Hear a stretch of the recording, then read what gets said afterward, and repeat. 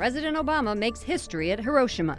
Tonight, Catholic bishops weigh in on nuclear ethical arguments. The Texas Attorney General takes aim at the Obama administration. He tells us why federal transgender orders go too far. Building his base, why Donald Trump appeals to some younger voters. And offering comfort to military families who lost a loved one. We share their stories on EWTN News Nightly for Friday, May 27, 2016.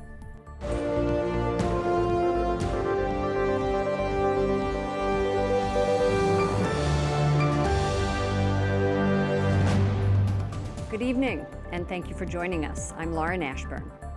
Most survivors of Hiroshima and Nagasaki never thought they'd live to see this day. For the first time, a sitting American president pays respects at the site of the world's first atomic bombing. We come to ponder a terrible force unleashed in a not-so-distant past.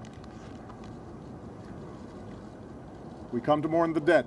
Hundreds of protesters outside Hiroshima's Peace Memorial Park, some demanding an apology from the United States. President Obama did not apologize, but did renew this call for a world without nuclear weapons. President Harry Truman's order to bomb Hiroshima and Nagasaki effectively ended World War II. It also caused an estimated 200,000 deaths, mostly civilians. This woman says her father died young from radiation exposure, but like many survivors, she is not angry. I want to thank the American president for visiting Hiroshima, she says. I know he wants to abolish nuclear weapons, but it's not an easy goal. A handful of survivors met briefly with President Obama, including Shea Mori, who worked for decades to gain official recognition of 12 American POWs killed in Hiroshima. Mori says he's been waiting his whole life for this moment. He hopes President Obama can convince other world leaders to give up nuclear weapons before it's too late. Critics say the president's anti-nuclear rhetoric is stronger than his record. North Korea's weapon and missile program has steadily grown during this administration, and Democratic and Republican lawmakers question the administration's deal with Iran to end its nuclear program. Dozens of bishops from around the world met in London to discuss nuclear disarmament. Bishop Oscar Cantu says we need to educate and empower new generations of Catholic leaders on the ethical and policy arguments for reducing and eliminating nuclear weapons. Cantu is chairman of the USCCB Committee on International Justice and Peace. Other stories our EWTN News Nightly team is covering in today's world. An unlikely battleground over whether public schools must allow transgender students to use the bathroom of their choice is taking shape across the U.S. 11 states are suing the Obama administration, claiming a new federal directive thrusts seismic changes upon 100,000 schools nationwide. Texas is one of those states. Texas Attorney General Ken Paxton filed the suit this week, and he joins us now from Texas. Thank you so much for joining us. You say the directive goes outside the bounds of the Constitution. How so? The president, who's in a different role, his role is to implement law, not pass it, has come in and redefined the statutes and is now trying to implement a statute and threaten schools with funding if they don't follow the guidelines. Do you see this as just a bathroom issue? No, I see it as a much broader issue of, fundamental constitutional law, whether the country is going to continue to be governed by a check and balance system or whether we're going to have a president. Because once these precedents are set, other presidents will follow them. And so if we set up a system, which we haven't had since our founding of this country, if we set up a system now where a president can just write law, we'll end up with a king, a dictator. But he says that this is part of Title IX, that the Justice Department says this is a civil rights issue and that transgender people have protection. You know, if you read the statute, it's nice to say that, but actually reading the statute, it doesn't cover those issues. And if that's true, why have there been certain congressmen over the last 20 years try to change that statute to include gender identity? So it doesn't make sense. I understand that there are more states joining your lawsuit? You know, we anticipate, the governor of Mississippi has said that he would like to join, and I know that there'll be other states probably as soon as next week who are interested in being a part of this lawsuit to stop the federal government from implementing what we think is illegal. Okay, thank you very much. Ken Paxton, Texas Attorney General. Absolutely, thank you. Donald Trump gained support from some millennials. A Harvard Institute of Politics poll says 25% of people under 30 say they'd vote for him if he faces Hillary Clinton. That's what the American people are looking for. We're not looking for the political mumbo jumbo. Honestly, I like his foreign policy stances. I think we're a little weak on it. I like his immigration stances. But Democrat Bernie Sanders still has the clear advantage among millennials. Matt Schlapp is the chairman of the American Conservative Union. Thank you for joining us, Matt. Great to be with you again. Donald Trump is the nominee. What do you make of that? I don't know if any of us could have predicted this. Nobody. And you know, the secondary thing, people were saying, okay, maybe he will be the nominee, but it'll be a heck of a convention in Cleveland. Right. And we're, long ways from Cleveland, and it's done. It's done, wrapped up. It's not even June 7th at That's the very right. end of all of this. Now, do you think that Donald Trump, as you said, is going to go into this convention and turn it into, I don't know, something exciting and like a rock concert? I mean, is everything going to change now that Trump is really the nominee? I think American democracy would be well served if we destroyed the boring model of the conventions, which mean very little. It's all formalities. The speeches are all sanitized, and the editors go through them to take out anything that's interesting. So I think he's going to throw that away. And I think it'll be much better television, and it could even mean better democracy. Democracy, better democracy. Well, we've got to get then after that to Donald Trump, Hillary Clinton. Now, Hillary Clinton is also now the nominee, and she had a pretty devastating report come out this week from the Inspector General that said, those emails in that server, you knew about that. That was a problem. Yeah, and just so your viewers understand, these IGs are nonpartisan, they're independent, they're law enforcement officials, and at the State Department, Hillary Clinton prevented a new IG from being appointed for years and years and years. There was an acting IG there. She was kind of at war with this IG office, and they came out and just basically said the truth, which was Hillary Clinton knew what she's doing was wrong, and she did it even though she was told not to do it, and that what she did was actually an incredibly serious infraction, mostly because our enemies have read all those emails. How is this going to affect her in a race between her and Donald Trump? The problem for the Clintons is it really wasn't about their personal behavior.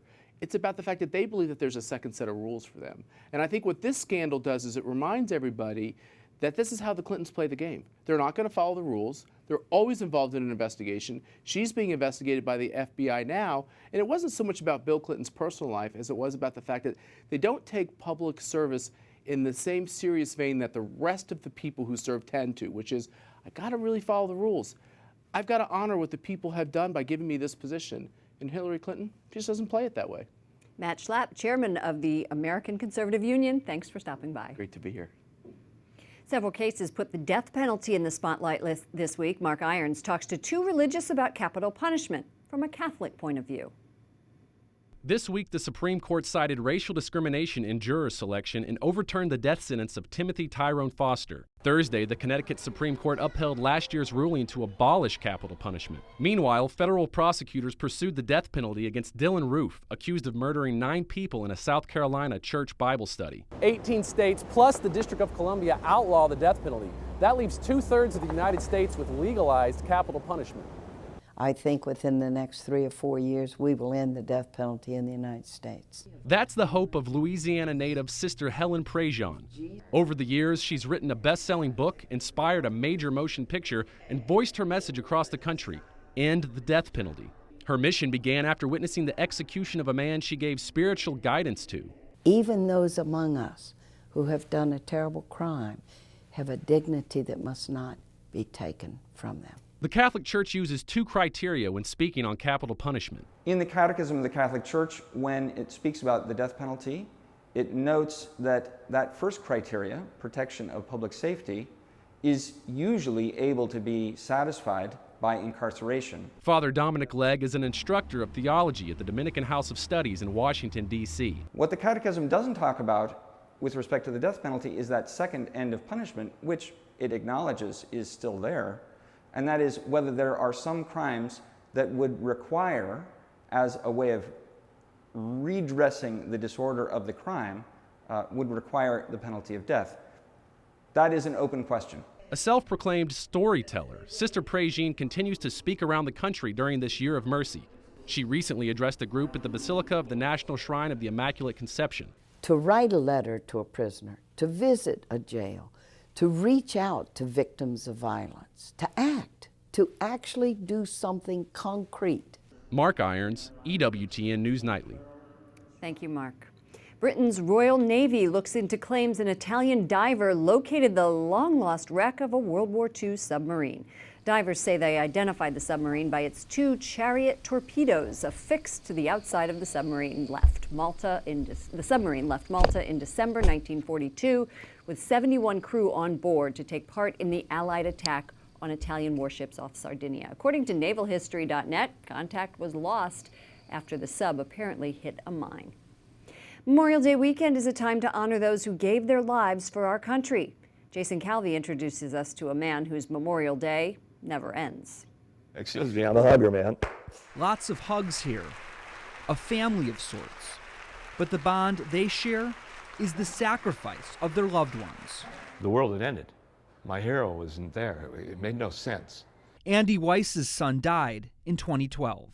There's my boy, Danny Weiss. Danny was 15 when the Twin Towers went down. It was then he decided to join the Army. We were prepared for him to die by an explosion, by a bullet. He warned us that he was at risk. We knew that. The Army Ranger was preparing for his 4th deployment to Afghanistan when he took his own life. Andy and 2,000 others are here at the Seminar for TAPS, Tragedy Assistance Program for Survivors. TAPS has helped 60,000 people since it was founded in 1994. Their loved ones have died in battles, accidents, or other ways. And here at TAPS Good Grief Camp, there are hundreds of kids without a mom or dad. Kai, how old are you? 5. Kai's dad died in battle. During Kai's time here, he's paired up with mentor Eric McGuire, a current soldier. McGuire guarded the Tomb of the Unknown Soldier, but this week, he's guarding Kai. You know, if that dad could come back and have 4 days, have 4 days to spend with his son, you know, how much time, you know, would he give? He would want all those 4 days. So for me, I want to be able to do that for him and for this little boy as well. As for Andy Weiss, he says he can breathe once again, being there for others like him. I've been reintroduced to a life of service, and it's been a lifesaver. Seeing the stories of other people, seeing the levels of disaster that can so devastate people, and to being able to be present with them and accompany them. To walk with them, not just on Memorial Day, but every day. In Arlington, Jason Calvi, EWTN News Nightly. Coming up, protecting Christians in the Middle East. What follows the Genocide Declaration. And 2 friars bring the way to America. Learn about the start of their pilgrimage.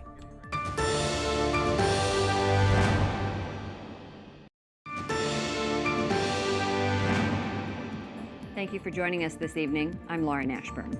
European aid groups are overwhelmed after one of the busiest days the Mediterranean migrant crisis has seen. At least 20 people died trying to reach Europe yesterday. The Italian Coast Guard coordinated 22 separate rescue operations that saved more than 4,000 lives in one day. It seemed better weather led to more migrants making the dangerous sea crossing. Patrick Nicholson is Director of Communication for Caritas International. That's the Catholic Church's main charitable arm. Patrick, thank you for joining us. Most of those folks were headed to Italy, and your office oversees efforts all over the world, but yes, they're in Italy to help those migrants. What are you going to do with 4,000 extra migrants? Well, Caritas Italy has centers throughout the country. So when they arrive, they receive the kind of basic help that they need, food, medical help, and then they're taken to these various centers where they have shelter, and then they're given legal aid to help with their asylum applications. And then further on down the line, we provide them with skills training, language lessons, so that they can be integrated into Italy and they can start their lives here in Italy. And if they want to move beyond Italy, we provide them with the basic information they need for that route.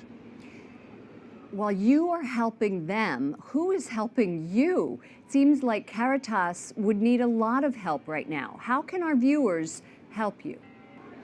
Well, Catholics around the world and Christians around the world are very generous in supporting Caritas agencies like Catholic Relief Services in the US, who then provide the funds and the human resources and the volunteers who can really help in these situations. So it's through that which we're gaining a huge amount of support, but also migration and welcoming the stranger is a real part of our Christian tradition. So through your prayers and also through welcoming the stranger and making the stranger feel that that they're not the other, that they're welcome in these new countries.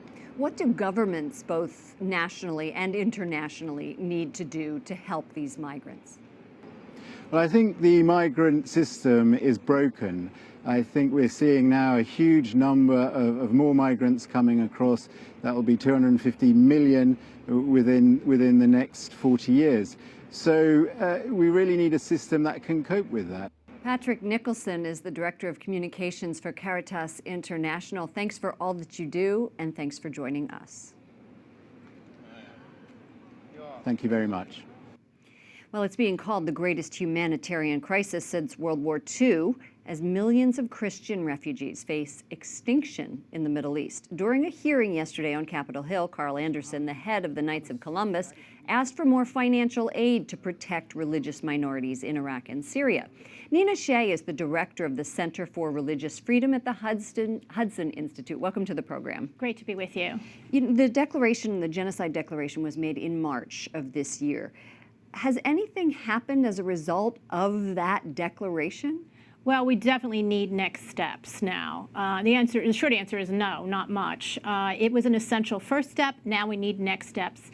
And some of those next steps might be to help Christians get visas under our Syria refugee program. Only something like less than 0.5% have been Christian coming into the United States under our Syrian refugee program this year, although they were 10% of Syria's population before the conflict began. The conditions are just devastating.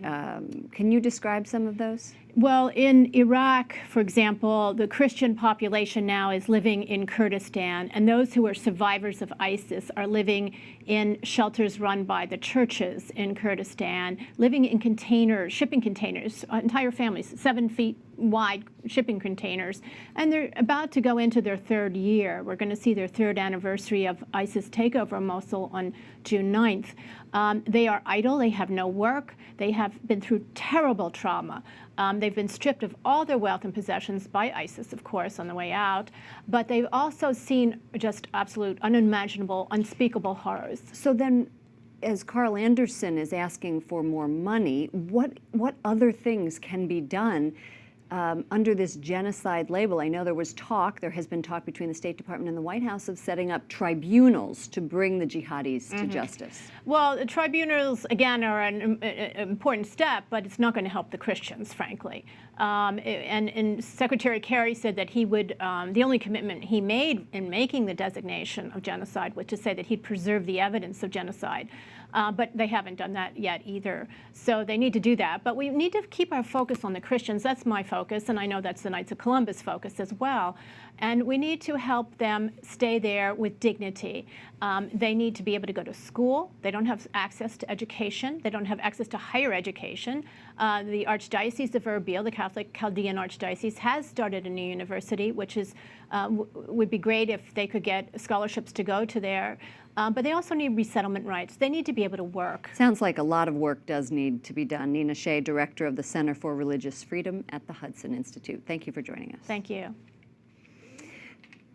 2 Dominican priests set off for a nearly 500-mile pilgrimage this weekend by foot. They want to create a U.S. version of the popular Camino de Santiago pilgrimage across Spain known as The Way. The priests will walk from New Orleans to Memphis. Well, we've been preparing the last few days. Yesterday we walked about 18 miles. And the day before, or 2 days before, about 10 or so. So we're getting ready. I think we're as ready as we're going to be before we go. The two biggest concerns probably are the weather and our feet. The priests don't plan to bring along any money and will stay overnight at Catholic churches or with families.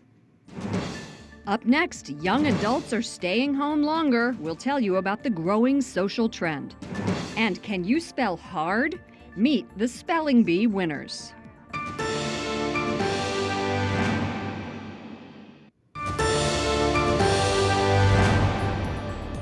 Thank you for joining us this evening. I'm Lauren Ashburn. For the first time on record, living with parents is now the most common arrangement for people between the ages of 18 to 34. They're also known as Millennials.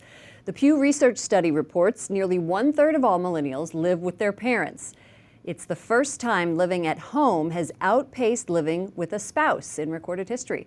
About 31% of Millennials were married in 2014, and that dropped from 43% in 2000. Dr. Pat Fagan directs the Marriage and Religion Research Institute, which is about to go under Catholic University. Welcome to the program. Thank you. Thank you Good for to be with joining you. us. Thanks. This is shocking. What's wrong with these kids? Well, what's wrong with the economy? What's wrong with society? Ah, there you go. It's not just those Millennials who seem to always get the blame. That's right. The Millennials are the children of the generation that went before them. So if you're looking for blame... Right on the parents. There you go. There you go. Now tell me, But these are the good kids. They're staying with their parents. They're staying with their parents. Why do you think it is that we're seeing a drop in millennial marriages? Well, two big factors. The marriage of their parents, many of which have broken up and have scared kids off, including Millennials. Only 46% of 17-year-olds are still with their intact parents. So the majority... half of teenagers, half of your average teen, a little bit more have reasons to be scared of marriage. Right. And that has its effect. The other is the income. Men are earning less and less proportionately than in the past. And when you hold wages steady, they're decreasing. Therefore, marriage is more difficult. As you talk to any mid-20, early 30s, after college debts on top of that, there are a lot of things slowing down. Well, that they don't want to be married because also if the women seem to be having more education, as we were talking about, they are wanting to have more time on their own. Is that it, or is it a values question? It's many things going in. The sexual mores have changed. You've got much more sex outside of marriage. You don't have to get married to have sex. That used to be the case back in the 50s. That's no longer the case. So that's out of the equation. Women are earning more, and a lot more women are choosing to have children and have family without getting married. Like more than half of our first children are now born outside of marriage. First children, not all children, but first children. So there's a lot of women choosing to have their children outside of marriage. So marriage is becoming more difficult to enter, more expensive relatively for men. Women have many more options. And as we see society becoming less religious, that most likely plays a part in this as well. We'd like to thank you for joining us. Dr. Pat Fagan directs the Marriage and Religion Research Institute. Thank you. Thank you. Good to be with you. And for the third year in a row, the Scripps National Spelling Bee ends in a tie. Here are the two winners. Feldenkrais. Feldenkrais.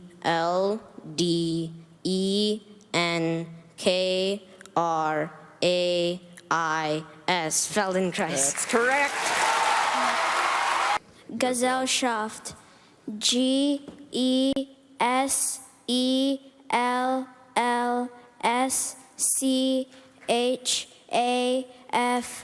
Gesellschaft. That is correct.